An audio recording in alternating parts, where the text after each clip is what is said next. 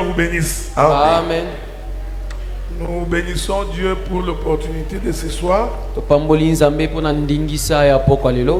Et nous croyons que le Seigneur nous fera beaucoup du bien. Et je suis en train d'espérer, bien qu'il fait très chaud, qu'en venant ici, vous avez choisi la bonne part.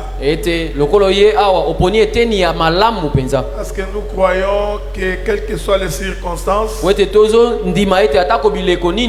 que soient les problèmes, l'Éternel est celui qui nous garde et celui qui nous protège. Alors ma prière est que Dieu te fasse du bien. Que cet après-midi, que le Seigneur te protège. Que ce qui était impossible devienne possible. Que l'Éternel le fasse pour toi cet après-midi. Nous sommes en train de continuer notre marche de sanctification. Parce que moi je crois que la sanctification est une marche. Vous savez, la sanctification, ce n'est pas Dieu sanctifie-moi, Dieu sanctifie-moi. Ah, toi tu es en train de croire que c'est un savon. Tu es en train de Dieu nettoie-moi, que je sois nettoyé par le sang de Jésus. Comme si le sang de Jésus était devenu un savon. En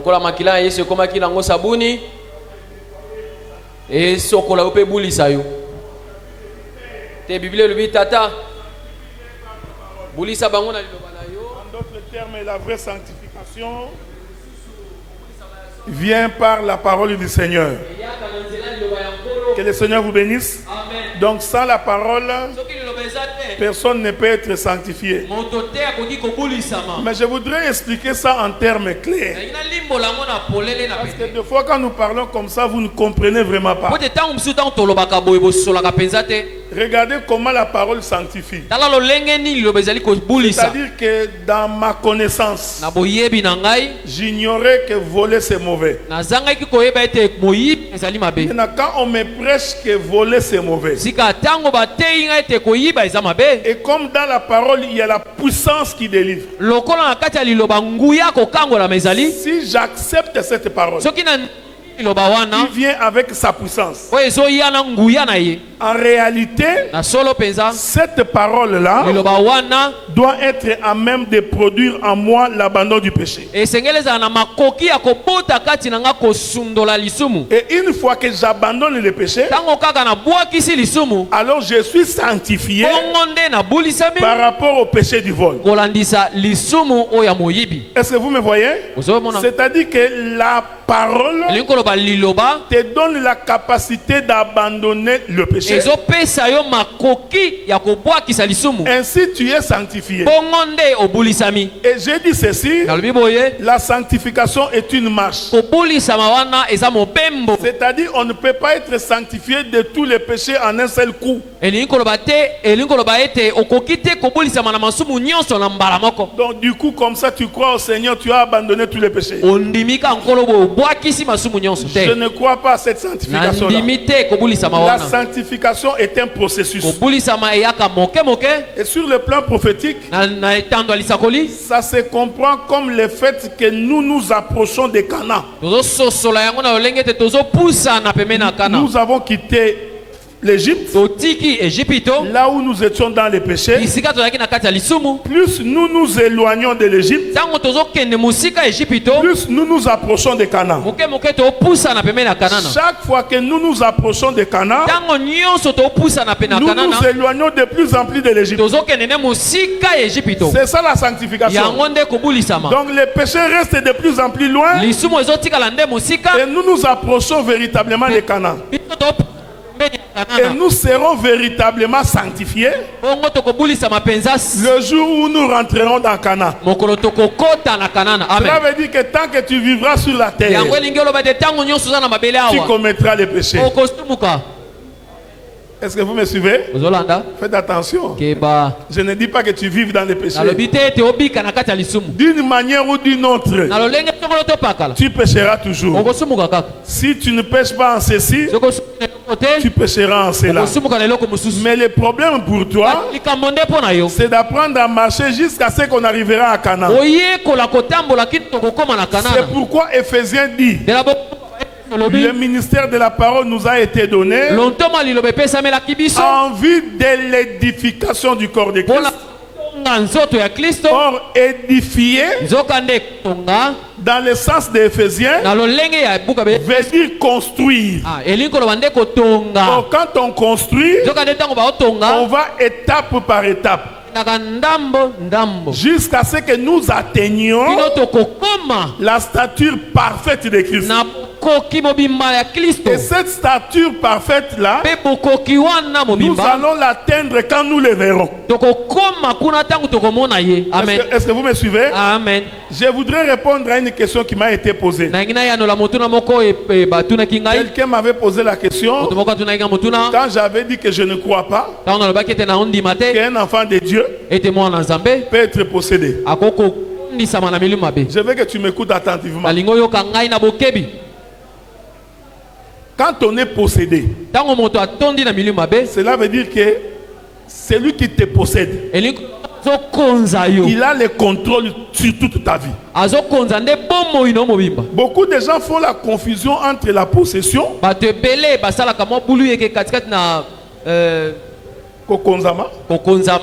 et l'oppression. Donc il y a ce que nous appelons l'oppression qui vient du monde du diable et ce que nous appelons être possédé.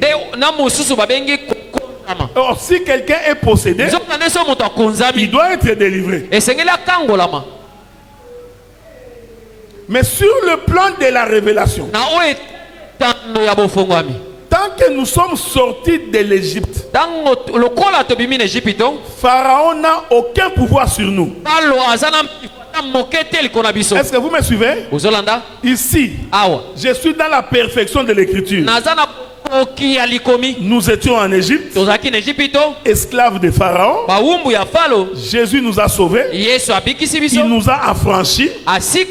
Donc Pharaon n'a plus autorité sur nous. Mais le fait que nous sommes sortis, nous pouvons encore avoir en nous quelques séquelles du comportement de Pharaon. Ça, ce n'est pas être possédé.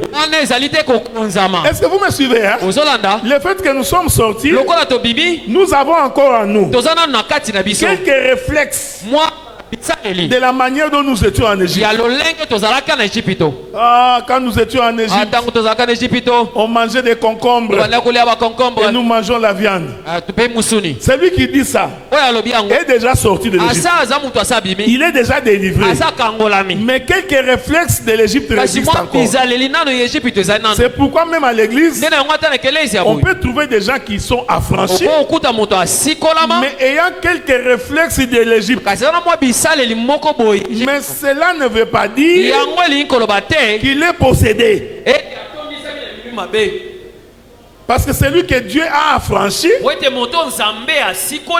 la Bible dit, ce n'est pas moi, la Bible dit, celui que le Fils a franchi est réellement libre.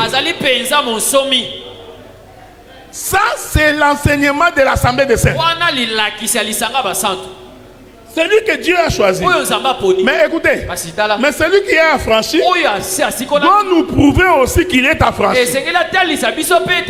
Dans sa manière de vivre, dans sa manière d'être, nous devons confirmer cet homme est véritablement affranchi. Mais cela n'empêche pas que tu aies des combats dans ta vie. Cela n'empêche pas que le diable est en train de te chercher. Cela n'empêche pas que le diable ne te poursuive pas. Mais le fait que le diable te poursuit ne veut pas dire qu'il a l'autorité sur toi. Ce que je dis là, c'est l'attitude d'un homme de foi. Un homme de foi doit être capable, même quand il est en difficulté, de ne pas avoir l'habitude d'accuser les autres. Nous n'avons pas l'enseignement d'accuser les autres. Ce qui m'arrive, m'arrive, c'est ma tante. Ce qui m'arrive, c'est mon père. Ce qui m'arrive, ce sont mes collègues. Cet enseignement-là n'est pas de l'Assemblée de Saints. L'enseignement que nous avons, si quelque chose m'arrive, l'Éternel Dieu, toi tu as autorisé. Voilà pourquoi, si j'ai à me plaindre, j'irai vers toi pour te dire, oh Dieu, pourquoi m'as-tu abandonné? Pourquoi j'ai dit ça? Parce que l'enseignement d'accuser crée la haine. Que tu le veuilles ou pas, si on te dit que ta tante t'ensorcelle, tu n'iras plus manger chez elle. Même si tu es rempli de l'esprit, tu vas commencer à la regarder. Même s'il fait comme ça, oh, il a voulu m'ensorceler. Est-ce que vous voyez ça? Alors cet enseignement-là, au lieu de te donner la force, crée en toi la peur. Or la peur, c'est l'ennemi de la foi. Dans ma Bible, frère, quand un enfant de Dieu est en difficulté, ayez l'habitude de recourir à Dieu. Éternel Dieu, si je suis malade, c'est à cause de toi. C'est toi qui l'as voulu. La Bible dit, il est le maître de tous les esprits. Qui peut dire qu'une chose arrive si ce n'est pas l'Éternel Dieu? Si tu comprends ça, eh bien, chaque fois que tu auras des difficultés, c'est vers l'Éternel que tu iras. Regardez, même Moïse qui a causé avec Dieu, quand il rencontrait la résistance, il rentrait chez Dieu. Dieu, c'est toi qui m'as donné ce peuple. Dieu, c'est toi qui m'avais envoyé. Il n'était pas sorti. Dieu, comme vous n'écoutez pas, moi je vous parle chaque jour. Vous ne voulez pas comprendre. Que la terre vous maudisse. Il y a des prédicateurs comme ça. Quand il est en colère, il commence à maudire le peuple. Quand il n'y a pas l'argent qui rentre, il est tellement en colère, il vient maudire le peuple. Écoutez frère, même si les gens ne donnent pas, ce n'est pas de leur faute. C'est la faute de Dieu. Dis à Dieu, pourquoi tu as donné à ce peuple ici un cœur difficile à donner? Parce que c'est Dieu qui crée en nous le vouloir et le faire. Amen. Mais moi j'ai toujours cru que l'ouvrier mérite son salaire. Celui qui travaille bien doit avoir droit à un salaire. Celui qui travaille mal n'aura pas droit à un salaire.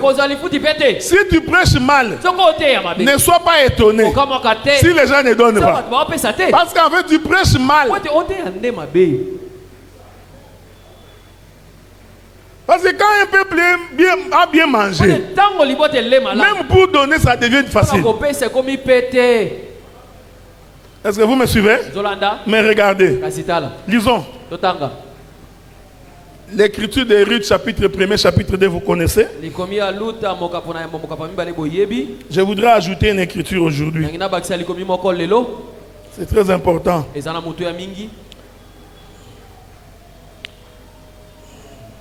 Ça doit être dans les livres de Deutéronome. Beaucoup il y a Deutéronome. Il est écrit ceci. Souffrez avec moi parce que moi je n'ai pas l'habitude de bloquer les versets. Hein? Je sais qu'il est quelque part mais je ne bloque pas. Généralement quand tu bloques les versets et que tu perds ton bout de papier, là tu te retrouves plus. Là tu commences à dire Alléluia. Alléluia. Alléluia. Deutéronome chapitre 23. Je vais lire les versets 2 et les versets 3. Celui qui est issu d'une union illicite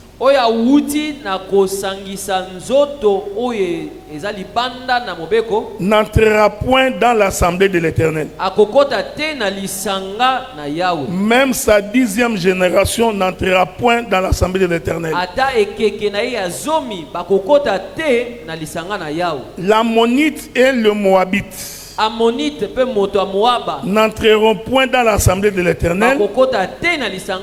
Même à la 10e génération et à perpétuité. J'aimerais que tu me suives maintenant attentivement. Parce que moi, je crois que Dieu ne peut pas se contredire. Si tu lis ta Bible, tu vois une contradiction. Il faut te dire, cette contradiction est chez toi. Ce n'est pas chez Dieu. Si tu ne vois pas clair, le problème ce n'est pas Dieu. C'est toi. Parce que Dieu, il est le même. Hier, aujourd'hui et pour toujours. Il ne change pas. C'est lui qui change, c'est l'homme. J'ai toujours dit ceci. Être éclairé pour que la terre soit éclairée, cela est fonction de la position de la terre vis-à-vis du soleil. Dans la manière dont la terre est disposée vis-à-vis du soleil te permet d'être éclairé ou de ne pas être éclairé. Parce que en réalité, c'est la terre qui tourne autour du soleil. Donc, plus tu tournes autour du soleil, plus tu as la possibilité d'être éclairé de quelle manière ou d'une autre. Les difficultés que tu as, la lumière se trouve chez Dieu. Mais la question c'est que où te trouves-tu par rapport à ce que Dieu a dit? Si tu te trouves au bon endroit, Dieu t'éclairera. Mais si tu es au mauvais endroit, ce n'est pas le problème de Dieu. Dieu dit ceci. Le fait que Lot a couché et est sorti avec ses deux filles, la Ammonite et le Moabite, Dieu va dire tout ce qui est issu d'une relation illicite ne participera pas dans l'assemblée de l'Éternel. Il va ajouter la Moabite et l'Ammonite ne rentrera pas dans l'assemblée de l'Éternel jusqu'à la 10e génération et à perpétuité. Alors la question que nous nous posons, comment Ruth est entrée? Parce que Dieu dit, ceux qui sortent d'une relation illicite ne peut pas rentrer. Mais Ruth, la Moabite, est sortie d'une relation illicite. Pourquoi est-elle rentrée? Est-ce que vous me suivez? Maintenant, nous commençons une marche. J'aime la précision du verset 3. Moïse dit, jusqu'à la 10e génération et à perpétuité. Faites attention. Ici, Moïse est en train de mettre un accent sur deux peuples. Il y a un peuple qui n'entre pas jusqu'à la 10e génération.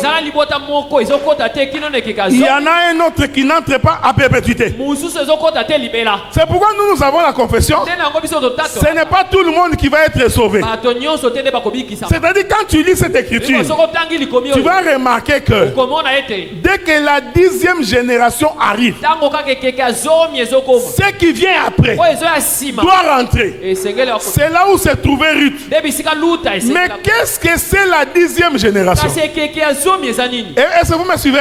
Or la 10e génération nous renvoie autour du chiffre 10. Or le chiffre 10, c'est le chiffre de Moïse. Je veux que tu me suives attentivement, parce que quand nous nous prêchons, nous ne passons pas notre temps à raconter des histoires. J'ai mangé à la maison. Non, on a des choses à dire. Donc je ne perds pas mon temps dans ça. Parce qu'il y a des prédicateurs, au lieu de prêcher, ils commencent par nous exhorter. Il exhorte, il exhorte. Quand il finit, il n'a rien dit. Il n'a même pas touché ce qu'il voulait dire. Est-ce que vous me suivez? La Bible dit, un jour, Jacob entre dans la maison de Laban. Quand il entre là-bas, il vit Rachel. Le cœur de Jacob était pour Rachel. Il va travailler pendant 7 ans. Après 7 ans, au lieu de lui donner Rachel, on lui donna Léa. Suis-moi bien, parce que je vais basculer beaucoup. Quand il est venu pour Rachel. Il travailla 7 ans. Au lieu de lui donner Rachel, on lui donna Léa. Mais ce que j'ai compris, quand il entre avec Léa dans la chambre, il passe toute la nuit. C'est le matin que Jacob vient constater qu'il s'agissait de Léa, non de Rachel. Pourtant, il a habité 7 ans dans cette maison. Il avait la possibilité de distinguer Léa et Rachel. Je vous informe, frère, physiquement comme ça, Jacob savait que c'est Léa. Mais il s'est passé un problème. Comme c'était la fête des noces, on a donné du vin à Jacob. Quand il boit beaucoup, sa vision change. Est-ce que vous me suivez? Si Jacob n'avait pas bu, il allait dire faites sortir Léa. Mais le fait qu'il avait bu, j'ai compris qu'étant ivre, c'est l'ivresse de Jacob qui a permis à Léa, qui n'était pas destinée, à rentrer dans la maison. Est-ce que vous me suivez? Amen. Écoutez, écoutez. Léa qui rentre là, ce n'est pas celle qui était aimée. Qui était aimée? Rachel. J'ai compris. Ici, Rachel, c'est Israël. Parce que Dieu est d'abord venu chez eux. Il est venu pour la maison d'Israël.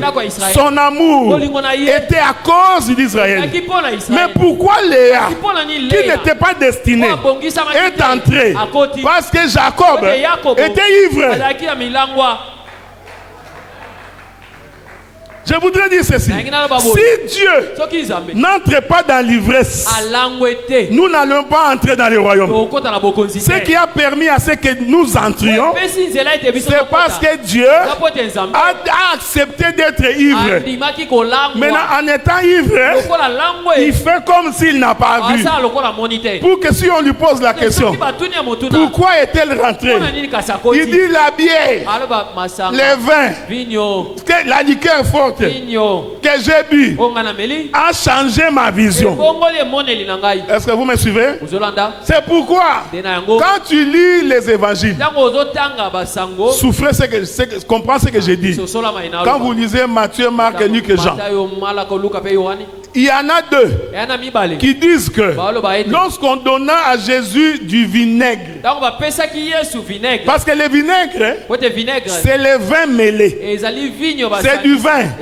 Il y en a 2 qui disent que quand on lui a donné du vin, il n'a pas bu.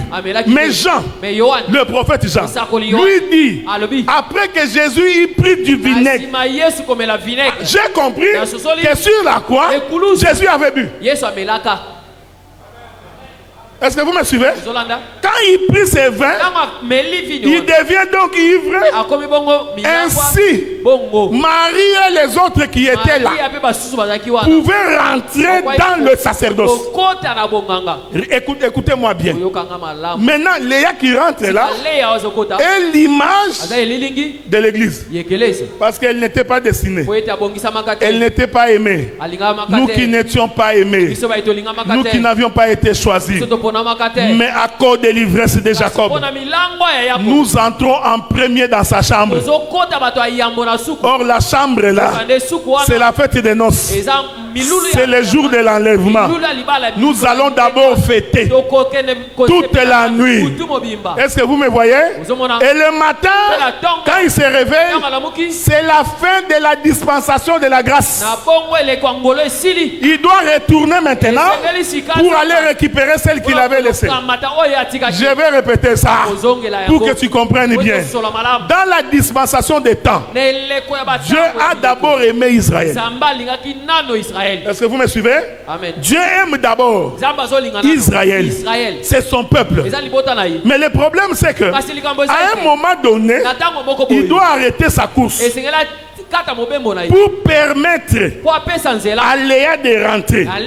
C'est pourquoi ce jour-là, quand Israël combattait Amalek, le combat étant dur, Josué va demander au soleil de s'arrêter. Il dit, oh toi soleil, arrête-toi sur Gabaon. Or Gabaon, c'est le pays des étrangers, le pays de ceux que Dieu n'avait pas choisi. J'ai compris, Gabaon, c'était Léa. Ce n'est pas elle qui était choisie. Elle ne faisait pas partie. Mais le soleil doit s'arrêter pour permettre que les Gabaonites puissent y rentrer. Est-ce que vous me suivez? Et le soleil s'arrêta pendant un jour. Est-ce que vous me voyez, hein? Après, non, laissez-moi dire ça autrement. Le soleil qui s'arrête là, c'est la 69e semaine de Daniel.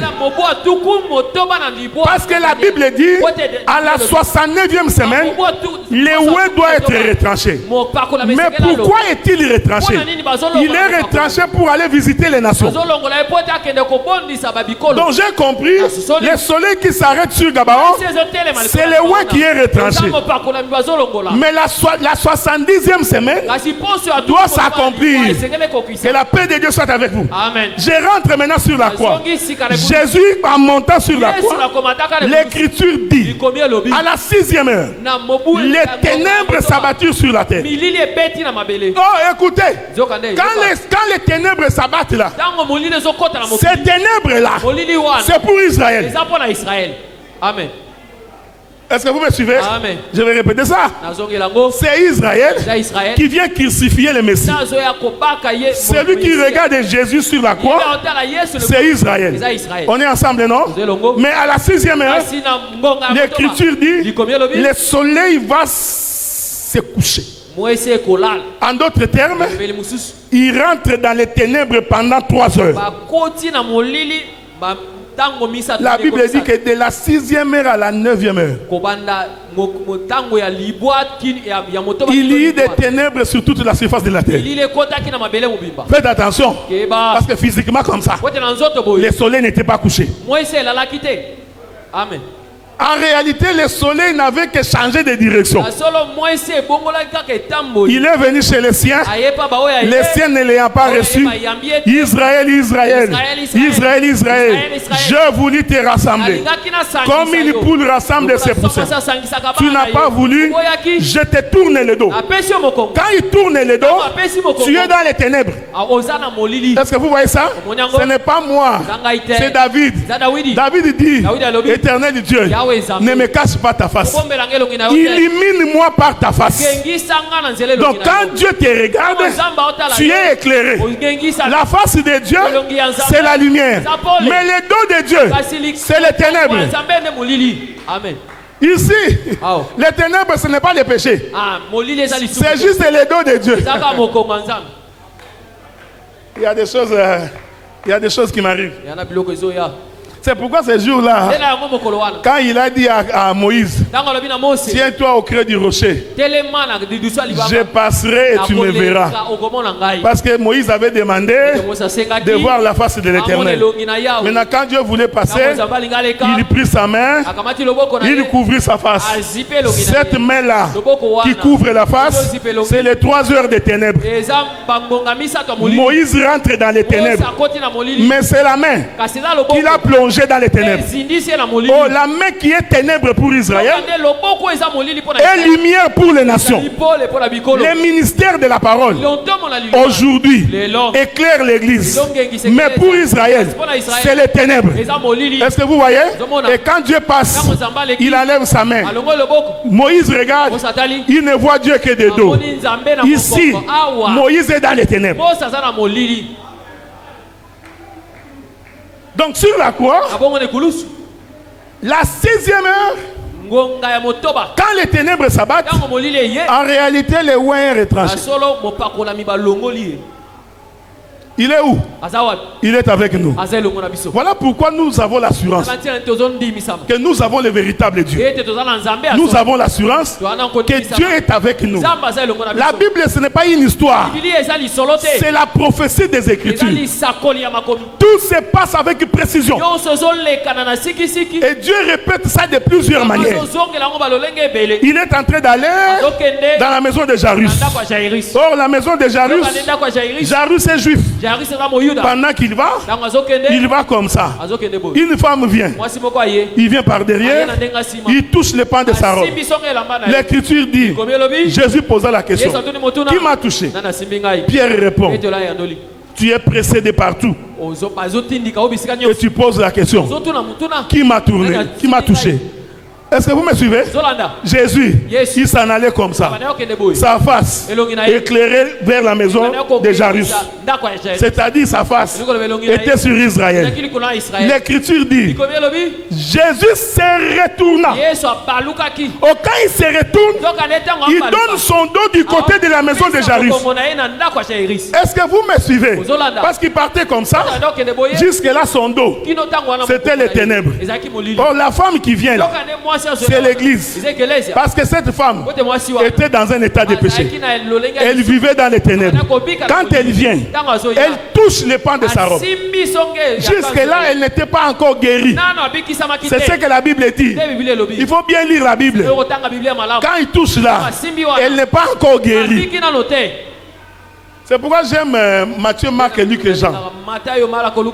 Chaque fois que tu lis une histoire dans Matthieu, Marc et Luc et Jean, non, Matthieu, Marc et Luc, allez lire la même histoire chez Jean. Tu verras que Jean présente toujours les choses de sa manière. Il ne présente jamais comme tous les autres. Parce que Jean est un prophète. C'est l'aigle. Quand il parle dans la vision de l'aigle. Jean dit, quand il se retourna, c'est là que la femme a été guérie. Mais regardez, il s'en allait comme ça. Sa face regardait la maison de Jairus. C'est sa face qui est éclairée. Quand la femme touche, je t'informe, c'est la 69e semaine. Parce que l'Écriture dit que Jésus s'arrêta. Le soleil qui s'en allait, quand on la touche, il s'arrête. Soleil, arrête-toi sur Gabaon. Il s'arrête puisqu'il doit maintenant nous regarder. Il va se retourner. Quand il se retourne, Israël est dans les ténèbres. On pose la question à Jésus, pourquoi les parles-tu en parabole? Jésus dit, pour qu'en écoutant, ils ne comprennent rien.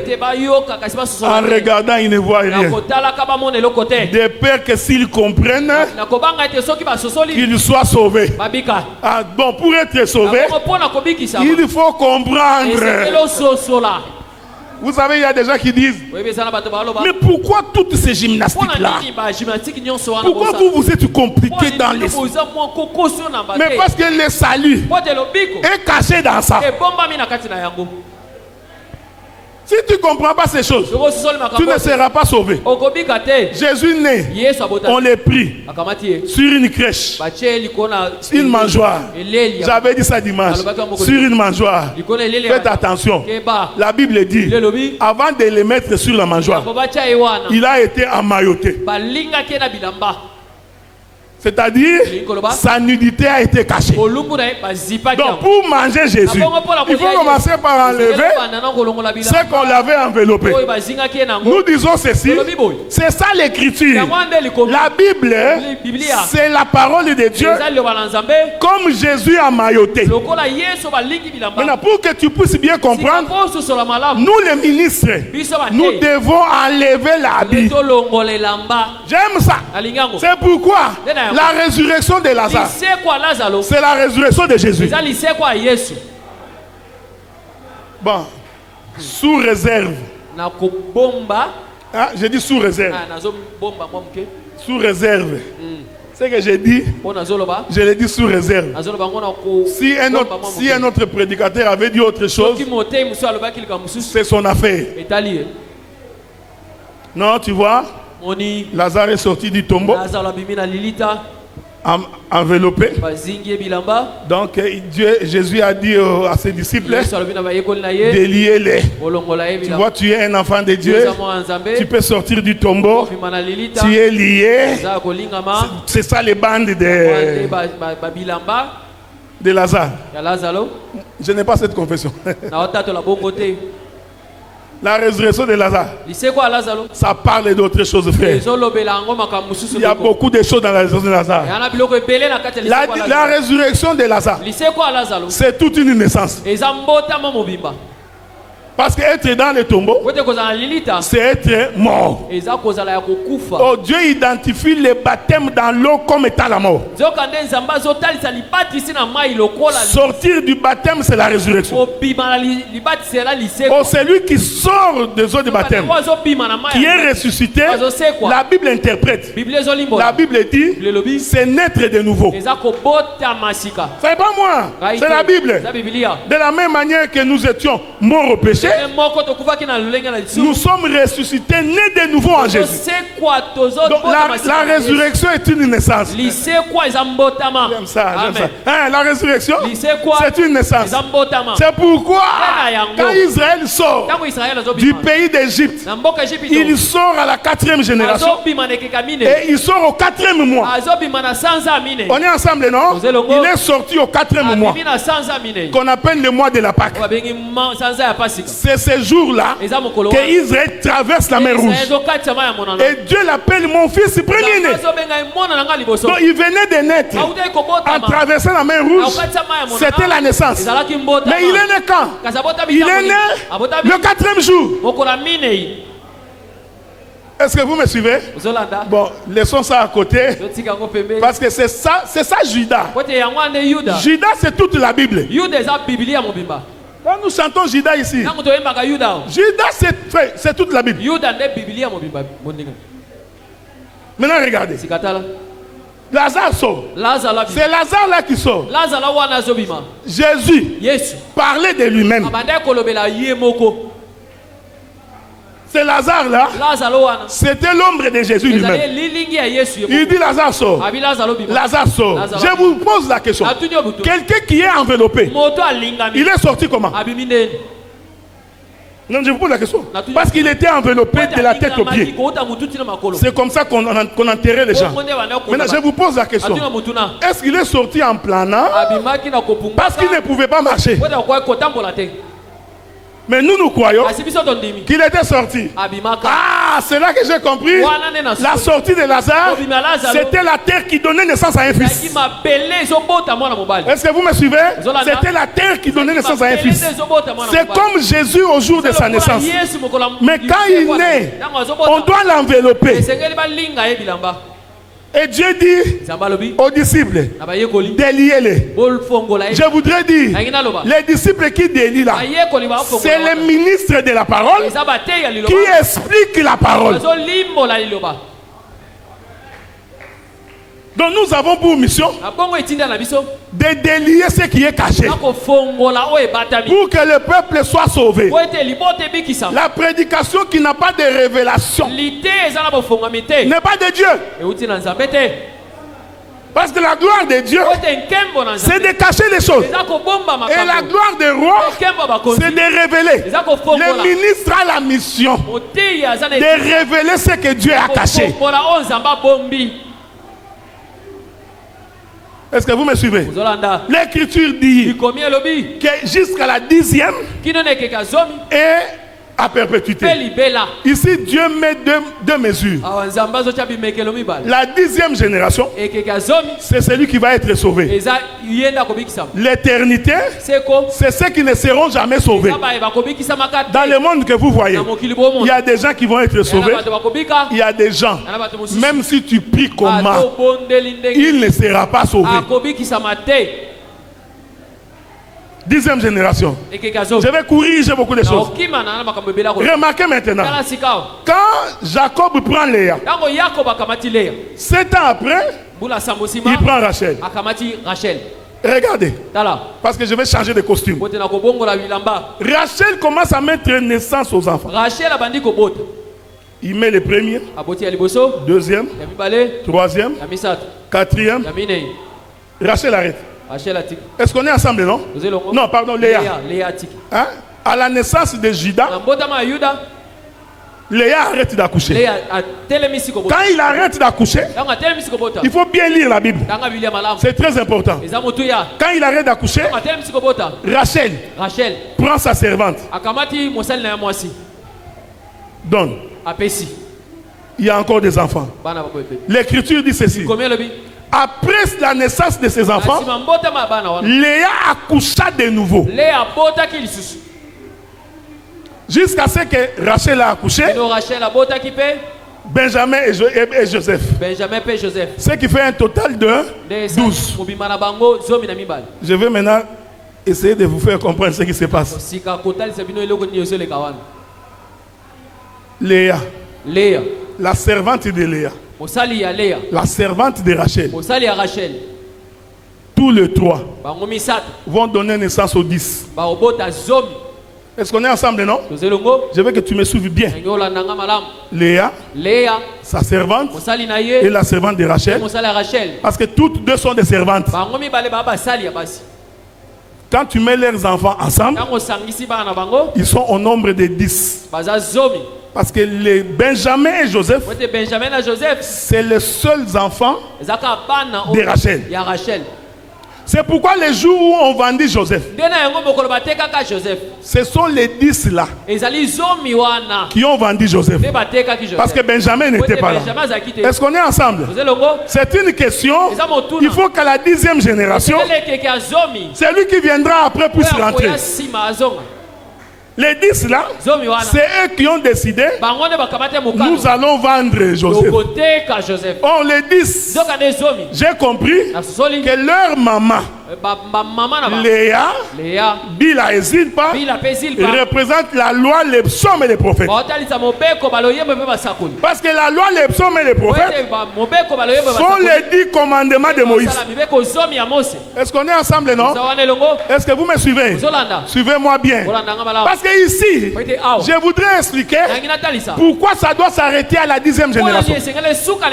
Parce que la 10e génération, en réalité, c'est le temps de la grâce de la loi. C'est le temps d'Israël. Lorsque ce temps se serait accompli, il va s'ouvrir un temps qu'on appelle le temps de la grâce. Je répète ça. Donc ce sont les 10 qui ont vendu Joseph. J'aime la Bible, frère. Même les jours où ils descendent en Égypte pour aller acheter du blé, Benjamin n'était pas là. Ce sont les mêmes qui l'avaient vendu. Ce sont les mêmes qui vont aller le découvrir là-bas. Est-ce que vous me suivez? Alors un jour, Israël traverse. Il marche dans le désert. Il arrive devant Canaan. Moïse dit, on va explorer le pays. Je voudrais que vous preniez 12 personnes en fonction de chaque tribu d'Israël. Entrez dans Canaan, explorer le pays. Parce que moi je crois que Canaan, avant d'entrer, il faut l'explorer. Tu ne peux pas entrer au ciel si tu n'as pas d'abord espionné le ciel. Il faut d'abord que tu vives le ciel ici. Si tu ne le vis pas ici, la messe de Requiem ne te fera pas entrer. Donc, frère, le ciel, nous le vivons ici. Tu dois sentir que tu as Dieu. La joie d'être avec Dieu. La joie d'être en présence de Dieu. Allez d'abord explorer le pays. Est-ce qu'on est ensemble, non? Jusqu'à la 10e génération. Ils entrent, ils explorent le pays. C'est pourquoi j'ai toujours dit, même quand tu es prédicateur, quand tu veux prêcher la Bible est un pays. Il faut l'explorer. Quand tu lis une histoire, ne t'arrête pas là. Va vérifier ailleurs. Qu'est-ce qu'il est écrit chez Ephraïm, chez Manassé, qu'est-ce qu'il dit? Qu'est-ce que Judas dit? Explore le pays. Tu auras la vision générale de ce que c'est Canaan. Ils sont descendus. Ils ont dit oui, nous nous avons exploré. Cana est un bon pays. C'était, regardez vous-même les fruits. Ça c'est vrai. Mais le problème c'est que dans Cana, il y a des géants. Je vais te dire, là où Dieu t'amène, il y a des géants. Là où Dieu veut que tu ailles, ce n'est pas facile. La vie chrétienne, ce n'est pas une vie facile. Israël, pour entrer en Canaan, il doit combattre. Pour avoir ta bénédiction, tu as l'obligation de combattre. Celui qui ne combat pas ne peut pas avoir la bénédiction. Le royaume des cieux est forcé. Ce sont les violents qui s'en emparent. Même dans la chaleur, nous venons prier le Seigneur. Même quand il pleut, nous venons prier le Seigneur. Même quand on n'a pas mangé, on vient prier le Seigneur. Nous combattons parce que nous savons qu'il y a une promesse derrière ça. Les gens qui ne sont pas habitués au combat n'obtiennent pas ce qu'ils veulent. Même dans l'œuvre de Dieu, tu veux avancer, tu dois combattre.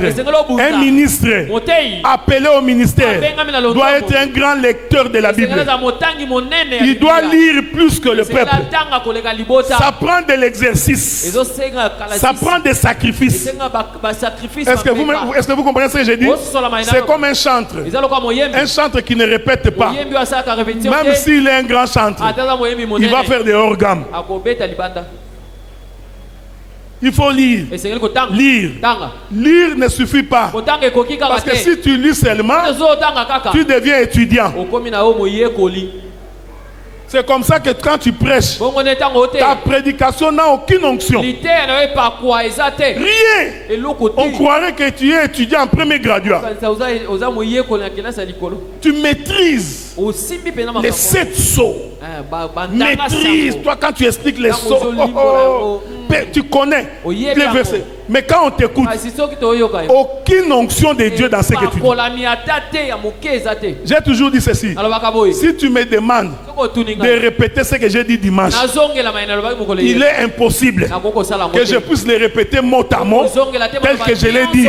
Parce que derrière chaque prédication, il y a l'onction qui vient avec. Mais si tu vois quelqu'un, cette saut ici, il va là-bas, répète la même chose. Il va là-bas, il répète la même chose. Comprends qu'il n'a pas le Saint-Esprit.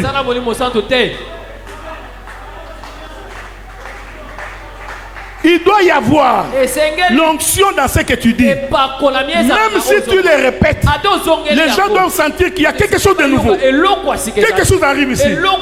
Donc, tellement qu'on a répété les 7 sceaux.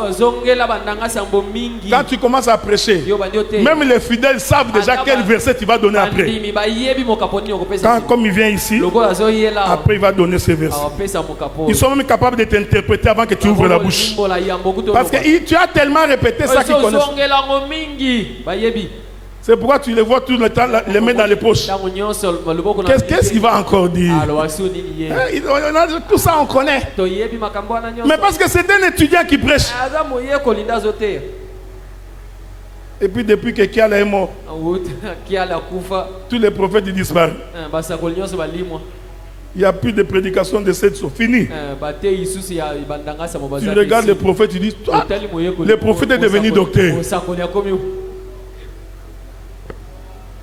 Écoutez frère, l'écriture dit, ils sont entrés, ils ont exploré le pays. Quand ils sont sortis, j'aime la Bible frère, 2 groupes se subdivisent. La Bible dit 10 personnes ont dit à Moïse, oui, le pays est béni. Mais le problème, il y a là-bas les fils d'Anak, les géants. On ne peut pas entrer. Les 10 ont prouvé que il y a une capacité d'entrer. Est-ce que vous me suivez? Oh, ce qui crée l'incapacité pour rentrer dans les promesses, c'est la loi. La loi ne peut pas donner la vie. Est-ce que vous me suivez? Donc les 10 ici représentent la loi. L'incapacité d'être sauvé par la loi. 2, Josué et Caleb vont dire, il est vrai. il y a des géants. Mais comme nous avons la promesse. Non, laissez-moi te dire. Si tu as la promesse, les montagnes peuvent s'élever. Les difficultés peuvent arriver. Mais comme tu connais celui qui t'a appelé, celui qui t'a donné la promesse, que les difficultés ne te découragent pas. Même si ta poche est vide, comme tu as la promesse, sois-en sûr. Josué et Caleb ont dit, le problème ce n'est pas nous, c'est celui qui a dit. Le problème ce n'est pas nous, celui qui nous a fait sortir nous avait dit que nous entrerons à Canaan. Alors puisque c'est lui qui a dit, nous n'avons rien à faire, nous entrerons à Canaan. Il est merveilleux. C'est Jésus qui t'a appelé à ces choses. C'est Jésus qui t'a demandé de venir. Alors les difficultés, que cela ne t'ébranle pas.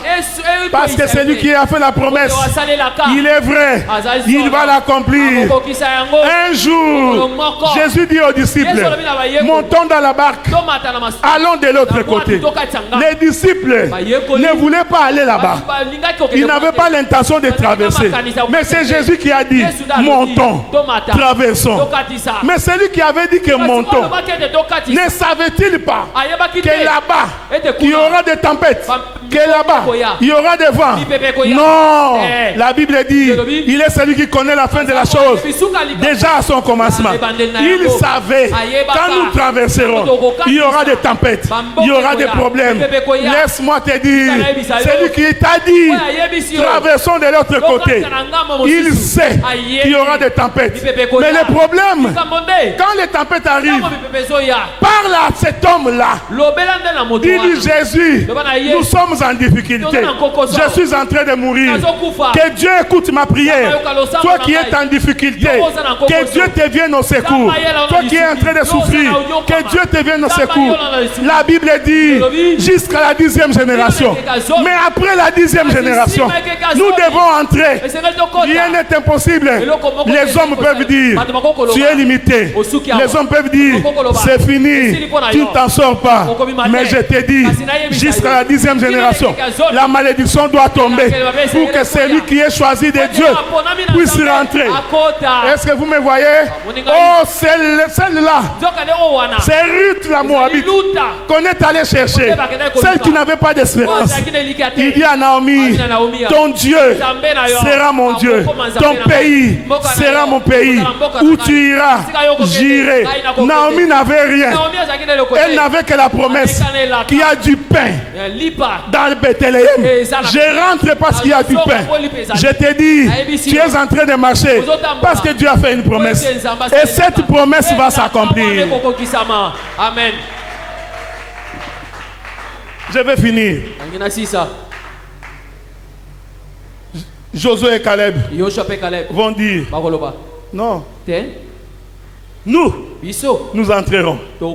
Même s'il y a des... Ah non, il est merveilleux. Écoutez.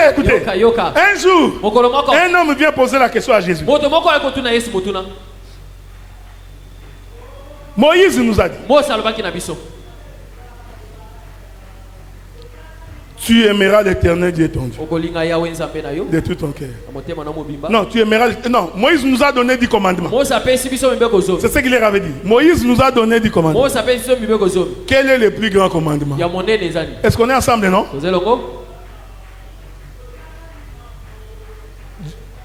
Jésus répond à cet homme.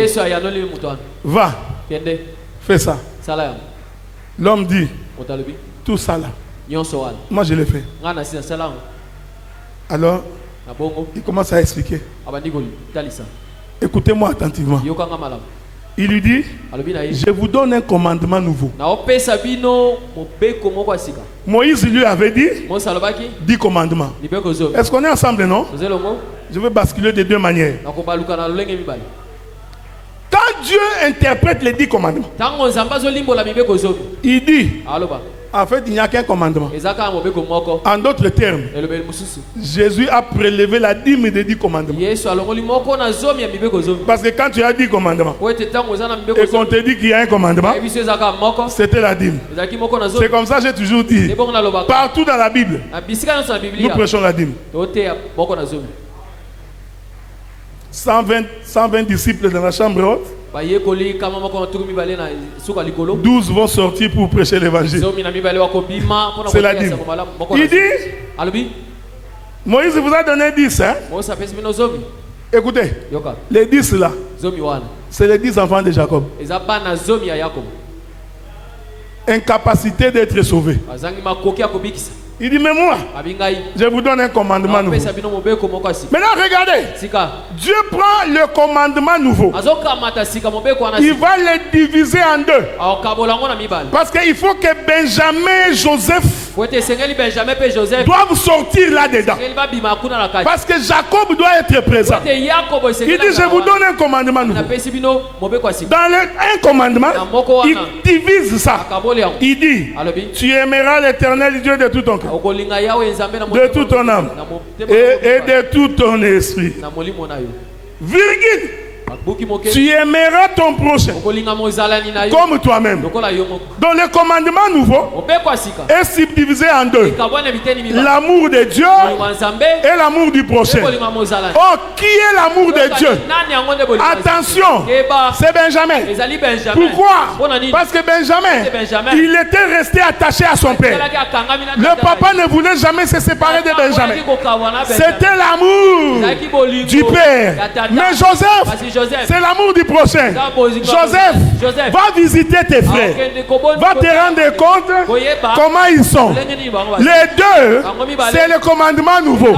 Est-ce que vous comprenez cela? Jusqu'à la 10e génération, personne n'entrera. Jusqu'à ce que le nouveau commandement va arriver.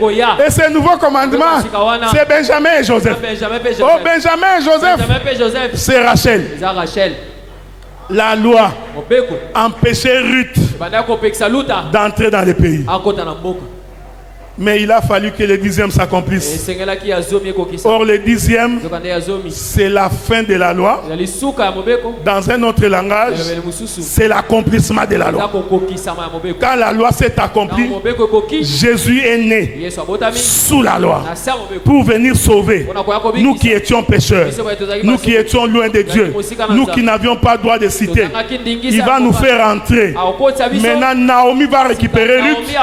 Ils vont commencer à marcher. Laisse-moi te dire, nous sommes dans le désert. Nous sommes en train de marcher vers Canaan. C'est lui qui nous conduit. C'est Naomi. Vous retenez ça? Parce que c'est jeudi qu'on va en parler. C'est lui qui nous conduit maintenant. C'est Naomi. C'est Naomi qui connaissait le chemin du retour. Parce que c'est Naomi qui était venue de Bethléem. Ruth par lui-même ne pouvait pas retrouver le chemin. Oh, qui est celui qui est monté au ciel? Si ce n'est que celui qui était descendu. J'ai compris. Non, il est merveilleux. Celui qui était descendu, c'est le lion. C'est le lion. Elimelech, ses deux enfants et Naomi. C'est le lion qui était descendu. Mais en descendant, il doit mourir. Quand il meurt, c'est l'agneau. Celui qui remonte, c'est l'agneau de Dieu. C'est ça Naomi. La faiblesse. Mais c'est elle qui doit conduire Ruth. Ruth ne pose pas la question. Pourquoi tu prends ça? J'aime ça. La foi, frère. On ne demande pas à Dieu. Pourquoi? Non, on fait ce que Dieu a dit. Parce qu'il n'y a que lui qui connaît le chemin. Avec Dieu, on ne pose pas des questions du genre.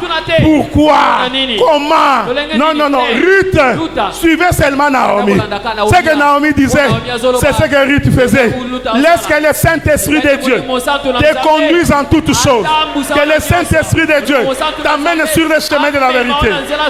Est-ce qu'on peut acclamer le Seigneur, le roi des rois, le Seigneur de gloire? Gloire à toi, Jésus. Nous allons nous mettre debout pour prier. Je vais appeler les chantres.